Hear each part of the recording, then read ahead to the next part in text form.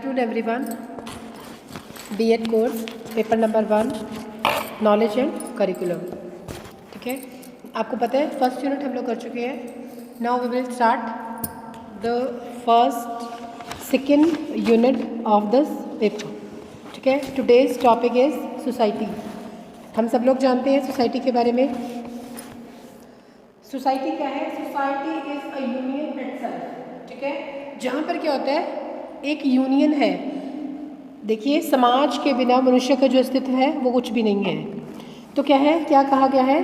समाज है स्वयं में एक संघ है, एक यूनियन है, एक संगठन है, औपचारिक संबंधों का जोड़ है, जिसके अंदर क्या होती है, फॉर्मल रिलेशनशिप्स होते हैं. ठीक है, जिससे संबंधित व्यक्ति आपस में एक दूसरे के साथ बंधे होती हैं. ठीक है, ये हो गई इसकी डेफिनेशन. इन सिंपल वर्ड्स हम लोग क्या कहते हैं, मनुष्य क्या है, एक सामाजिक प्राणी है. बिना समाज के उसका कोई भी अस्तित्व नहीं है, क्योंकि मनुष्य अकेला अपना जीवन व्यतीत नहीं कर सकता.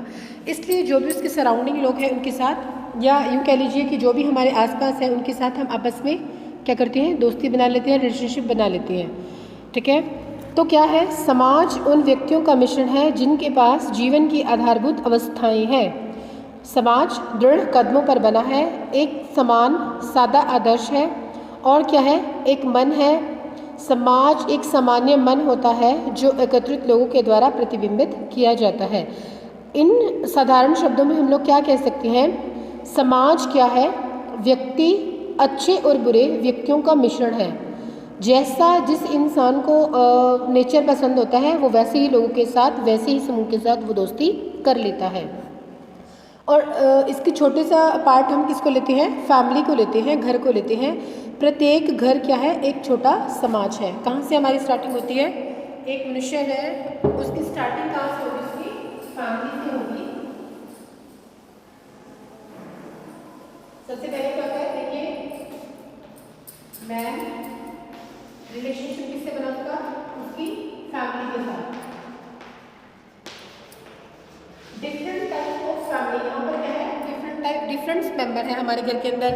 मदर देखिए, एक पुरुष स्त्री कुछ भी कह सकती है, उसका विवाह हुआ, उसका परिवार बना. परिवार में माता पिता बच्चे दादा दादी सब उसके घर के अंदर, चाचा चाची सब उसके घर के अंदर शामिल है. छोटी छोटी फैमिली से मिलकर क्या बनता है, हमारा जो है वो सोसाइटी का निर्माण हो जाता है, समाज बनता है. और समाज से किसका निर्माण होता है, देश का निर्माण होता है. तो क्या है, व्यक्तियों का समूह क्या कहलाता है, समाज कहलाता है. आगे बात करते हैं. और इस समाज का मुख्य उद्देश्य क्या है, एक सभ्य समाज बनाना, एक शिक्षित समाज बनाना.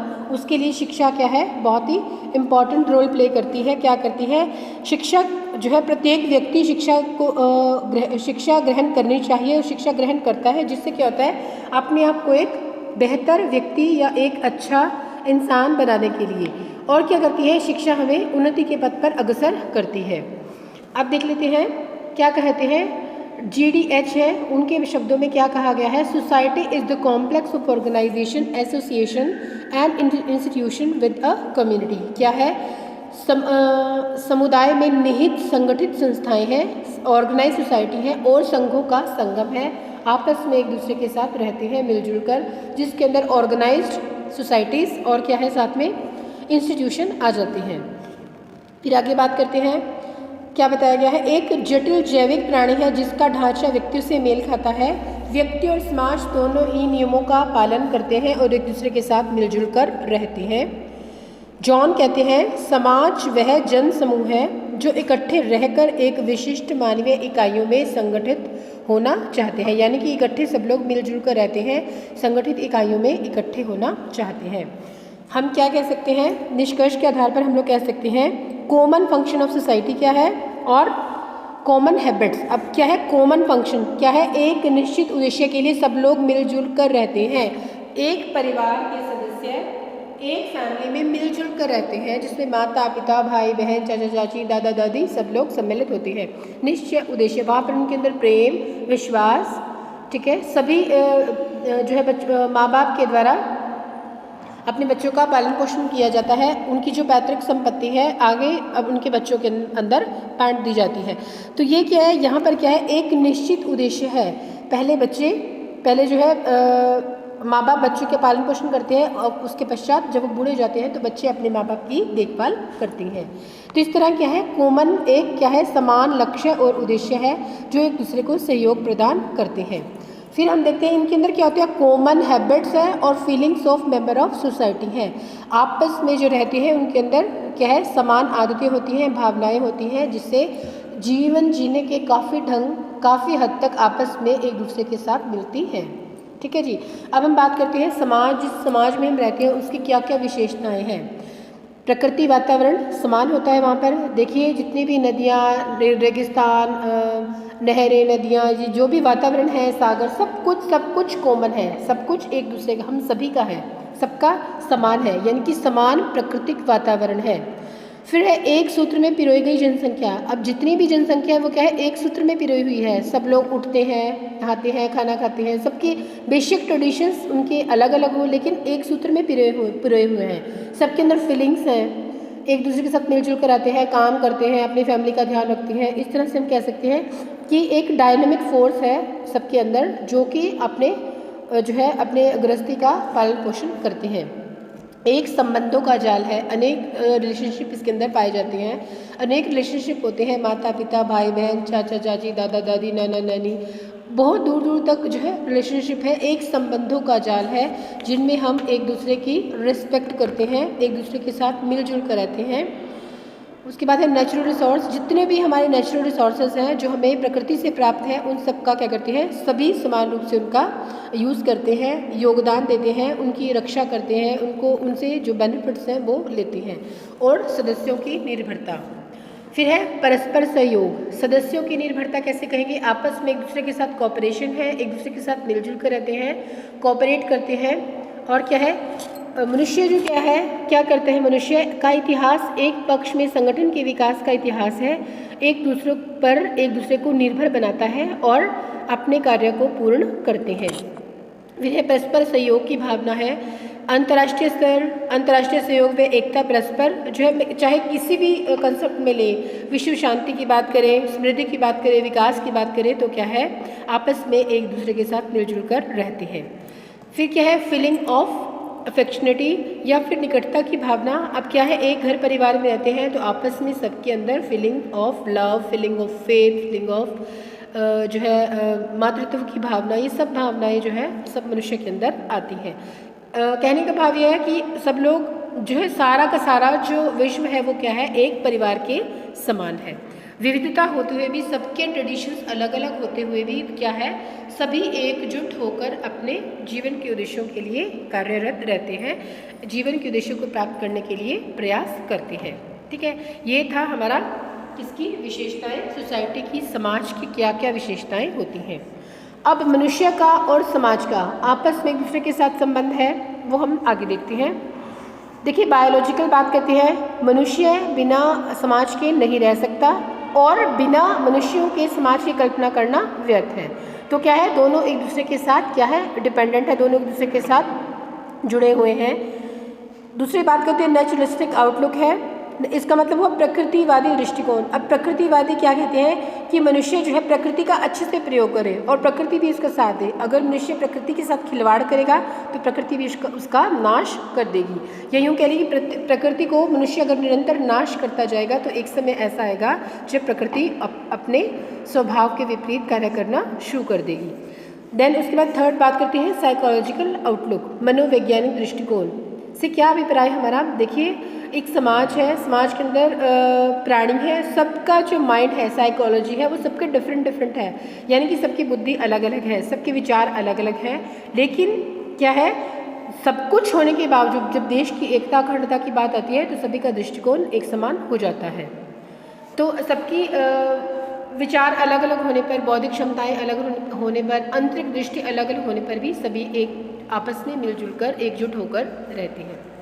उसके बाद बात करते हैं स्पिरिचुअल एटीट्यूड की। स्पिरिचुअल भारत के लोग, खासकर भारत के लोग, ये यूँ कहिए कि संपूर्ण भारत क्या है, नॉट ओनली भारत, अगर हम फॉरेन की बात करें तो वहाँ पर भी स्पिरिचुअलिटी बहुत ज़्यादा जो है बहुत ज़्यादा पॉपुलर है, बहुत ज़्यादा माना जाता है, भगवान की बहुत ज़्यादा पूजा की जाती है। कहीं ना कहीं आध्यात्मिक तौर से कहें, मानसिक तौर से, बौद्धिक तौर से, संवेगात्मक तौर से, या किसी भी उसमें सामाजिक तौर से भी बात करें तो अध्यात्म का अपना एक अलग महत्व है। लोग प्रभु में विश्वास रखते हैं और क्या है, अपनी जो है बड़े बुजुर्गों का सम्मान करना, उनकी बातों को मानना, बड़ों को रिस्पेक्ट देना, ये सब भारतीय संस्कृति का एक पहलू है। अब हम बात करते हैं एजुकेशन की और समाज की। अब समाज जो है अगर पढ़ा लिखा हो गया, सभ्य होगा तो क्या होगा, उसका विकास वो हमेशा उन्नति की ओर जाएगा। और यदि समाज में पढ़े लिखे लोग नहीं होंगे, शिक्षा का विकास नहीं होगा तो क्या होगा, समाज निरंतर जो है उसका पतन होना शुरू हो जाएगा। तो शिक्षा जो है वो मनुष्य को विकास की ओर ले जाती है। इसलिए बहुत ज़रूरी है कि एक शिक्षित समाज का, एक अच्छे और सभ्य समाज का निर्माण किया जाए। इसके लिए जो है लेस्टर है, उन्होंने अपने शब्दों में कहा है, शिक्षा वह संस्था है जिसका मुख्य उद्देश्य समाज को सुधारना है। शिक्षा व्यक्ति में सभी क्षमताओं का विकास करती है। वह क्या करती है, वातावरण को नियंत्रण में रखती है, रख रखाव करती है और भाग्य जो है और अपना भाग्य पूर्ण करती है, या यूँ कह लीजिए अपना उद्देश्य हम पूर्ण करते हैं। शिक्षा और समाज दोनों एक दूसरे को प्रभावित करते हैं। मनुष्य इसके बिना नहीं रह सकता। मनुष्य का अस्तित्व उसके समाज से ही उजागर होता है। हम चाहे कहीं भी रहें, चाहे कोई भी हो, तो लेकिन अगर हम मान लीजिए हम भारत में रह रहे हैं और हम फ़ॉरेन चले जाएंगे उस समय के लिए, तो क्या होगा, हमें यहाँ की जो संस्कृति है, यहाँ की जो बातें हैं वो सब याद रहेंगी। कहीं ना कहीं हमारा मन बार बार वापस आने का करेगा। ये क्या है, एक अटैचमेंट है, एक लगाव है अपनी संस्कृति से, अपने देश के प्रति। आगे हम बात करते हैं, हम क्या करते हैं कि जो भारतीय समाज है उसको वर्ग के आधार पर जो है अलग अलग भागों में बांटा गया है।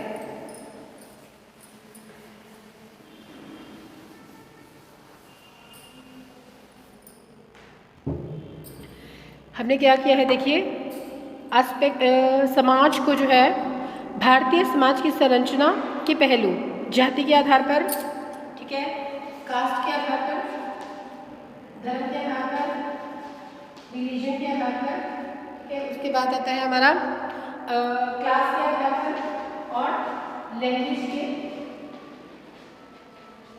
On the basis of language, इनके आधार पर हम लोग जो है इसको डिफरेंट जो है अलग अलग भागों में बांटते हैं। जाति के बारे में हम लोग सब लोग जानते हैं, ब्राह्मण, शूद्र, वैश्य और क्षत्रिय। ये क्या है, इनके आधार पर हमने इसको अलग अलग भागों में बांट दिया। ब्राह्मण हम सब जो जानते हैं उनका कार्य क्या है, क्षत्रिय जो देखिए पूर्व निर्धारित ये जो पुराना वो था हमारी संस्कृति, यूँ कह लीजिए कि पुराने समय के जो लोग थे उन्होंने क्या है जाति के आधार पर इसको बांटा गया था। इसमें आता है ब्राह्मण, क्षत्रिय, वैश्य और शूद्र। उसके बाद बात करते हैं धर्म के आधार पर। धर्म के आधार पर हमने क्या किया इसको, धर्म के आधार पर धर्म कौन कौन से, हिंदू, मुस्लिम, सिख, ईसाई, वैश्य, हिंदू, इस्लाम, हिंदू, मुस्लिम, सिख, ईसाई, ऐसा मतलब लोगों की जो कंसेप्ट है उसको अलग अलग बांटते हैं। अगर क्लास की बात करें तो क्या होगा, हायर क्लास, उच्च वर्ग, निम्न वर्ग, उच्च वर्ग, मध्य वर्ग और निम्न वर्ग। और लैंग्वेज के आधार पर अगर बांटा है कि तो क्या होगा, लैंग्वेज के आधार पर द्रविड़ हो गया, यूरोपीय हो गया और इंडो आर्यन हो गए। भाषा के आधार पर इनको हम अलग अलग भागों में बांटते हैं। लेकिन क्या है, एक जो ऑल राउंड, ये क्या है, डिफरेंट कैटेगरीज हैं जो इस तरह से समाज को बांटते हैं।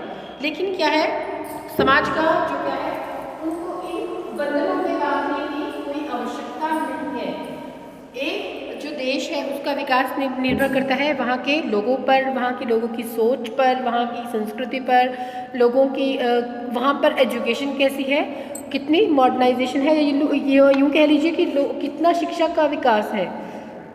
मेन क्या है, मुख्य हम बात क्या करने चाह रहे हैं कि शिक्षा का विकास है। जहाँ पर शिक्षा है वहाँ पर जो है देश बहुत ज़्यादा तरक्की करेगा।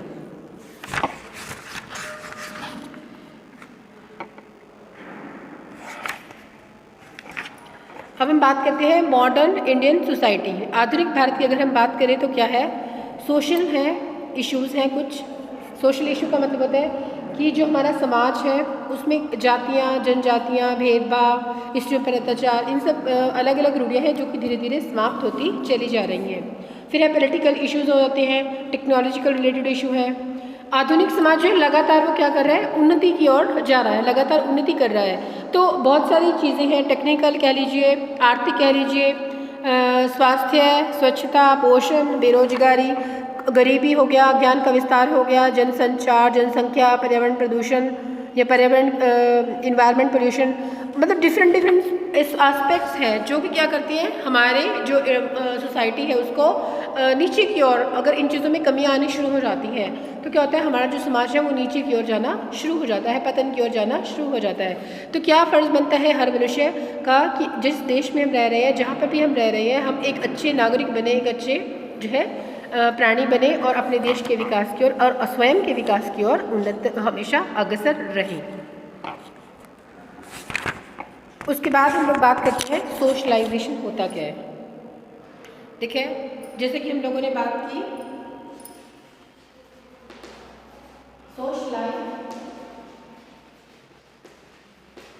सोशलाइजेशन वर्ड, जिसका हिंदी में क्या मतलब है, समाजीकरण। क्या अर्थ निकलते हैं, संक्षिप्त में हम लोग क्या कहते हैं, संक्षिप्त में समाजीकरण की संपूर्ण प्रक्रिया अंतःक्रिया के क्षेत्र या सामाजिक व्यवहार से संबंधित है। हम कह सकते हैं समाजीकरण का मतलब क्या है, समाज के लोगों का विकास उसके आदर्शों, परंपराओं, विश्वासों के अनुरूप होता है। देखिए, जिस समाज में हम रह रहे हैं, जिस जगह पर हम रह रहे हैं, जो लोग हमारे सराउंडिंग में है, जो हमारा परिवार है, हमारे अंदर जिन चीज़ों का भी जो है डेवलपमेंट हो रही है वो किसके थ्रू होगी, जहाँ जो हमें इन्वायरमेंट मिला है। तो समाजीकरण का मतलब क्या है कि एक बालक जिस समाज में रह रहा है उसके विचार उसके अनुरूप ही बन जाते हैं। तो यहाँ पर बात करते हैं जिसमें समाज के लोगों का क्या आता है, उनका विकास आदर्श, परंपराएं और विश्वासों के अनुरूप होता है। इसमें क्या है, व्यक्ति का विकास समाज और इसके सदस्यों के द्वारा होता है। और जो एक्चुअल में समाजीकरण जो हम इन टोटल में बात करें तो क्या होगा, सोशल डेवलपमेंट है, सामाजिक गुणों का विकास है। सामाजिक गुणों के अंदर क्या क्या आता है, हमारे आदर्श, विश्वास और परंपराएं। और क्या होता है, लोग आपस में एक दूसरे के साथ इंटरैक्ट करते हैं, इंटरैक्शन करते हैं। इसे क्या कहा गया है, सामाजिक जो है इसे विकास कहा गया है, इसे समाजीकरण कहा गया है, जहाँ पर लोग आपस में एक दूसरे के साथ मिलकर रहते हैं, अपने विचार, अपने भावनाएं, अपने आदर्श, अपनी परंपराओं के एक दूसरे के साथ जो है एक दूसरे को बताते हैं और दूसरों के विचारों को समझने की कोशिश करते हैं। अब क्या है, हैविंग गर्स्ट है, वो बोलते हैं कि समाजीकरण वह प्रक्रिया है जिसके द्वारा बच्चे जो है समाज के नियमों के अनुसार या समाज के नियमों के बारे में सीखते हैं। ये नियम जो है उनके व्यक्तित्व का हिस्सा बन जाते हैं। जिस समाज में आप रह रहे हैं वहाँ जो भी नियम है, रूल रेगुलेशन से आप उनको फॉलो कर रहे हैं तो वो आपके जो है एक हैबिट बन जाएगी। इसे क्या कहा गया है, समाजीकरण कहा गया है। राज कहते हैं समाजीकरण आपस में हम की भावना है, वी की फीलिंग्स आती है जब हमें, उससे क्या है, इसमें क्षमताओं के अनुसार वृद्धि होती है और इकट्ठे रहने पर किसी भी कार्य को आसानी से किया जा सकता है। अब है समाजीकरण की प्रोसेस ऑफ सिविलाइजेशन होता क्या है। इसमें क्या है, बच्चों का पालन पोषण के बारे में होता है, बच्चों के जिस परिवार में रह रहे हैं वहाँ उनको कैसा पालन पोषण मिल रहा है। उसके बाद सोशल गाइडिंग, सामाजिक मार्गदर्शन है, सहानुभूति है, विचार है, सहयोग है। विचारों का अभिप्राय है कि आपस में एक दूसरे के साथ हम किस तरह से व्यवहार करते हैं, किस तरह से अपने विचारों का आदान प्रदान करते हैं। कॉपरेशन मीन्स आपस में मिलजुल कर रहना चाहिए, एक दूसरे के साथ कॉपरेट करना चाहिए। लर्निंग है, आइडेंटिटी है और पनिशमेंट एंड अप्रिसिएशन है। क्या है, जब हम किसी समाज में रहते हैं, घर में रहते हैं, परिवार में रहते हैं तो वहाँ पर क्या होता है, देखिए अप्रिसिएशन भी होते हैं। बच्चे अपने पेरेंट्स से ही सब कुछ सीखते हैं, पेरेंट्स से, बड़े बुजुर्गों से, आसपास से, पास पड़ोस से हम ये चीज़ें सीख लेते हैं। तो क्या है कि जैसे समाज होगा वैसे ही समाज के लोगों का जन्म होगा, वैसे ही लोगों की विचारें होंगी, वैसे ही लोगों के विचार होंगे, उन्हीं को वो लोग फॉलो करेंगे। तो क्या है, इन शॉर्ट में हम क्या कहना चाह रहे हैं कि समाजीकरण जो है वो बहुत ही एक बच्चे के डेवलपमेंट के लिए बहुत इंपॉर्टेंट रोल प्ले करता है। ये था आज का हमारा टॉपिक, समाज किसे कहते हैं और सोशलाइजेशन क्या होता है। समाज जिसमें मनुष्य रहता है, फलता फूलता है, विकसित होता है, और समाजीकरण जिसमें एक बच्चे के बारे में, उसके भविष्य के बारे में जो है उसको नई नई चीज़ें सिखाई जाती हैं, जो चीज़ें पीढ़ी दर पीढ़ी आ रही हैं उनको बच्चे सीख रहे हैं, नई नई चीज़ें सीख रहे हैं, अपने घर से जो है किस तरह से पूजा पाठ की जाती है, किस तरह से क्या क्या रूल रेगुलेशंस है किनको फॉलो किया जाता है। तो ये चीज़ें बच्चे बचपन में ही सीखना शुरू हो जाते हैं और जीवन से लेकर मृत्यु तक हम निरंतर सीखते रहते हैं। तो क्या है, हम समाज का एक अंग है, बिना समाज के हमारा कोई भी अस्तित्व नहीं है। ये था हमारा आज का टॉपिक, सोसाइटी एंड सोशलाइजेशन। उम्मीद है आप समझ में आया होगा।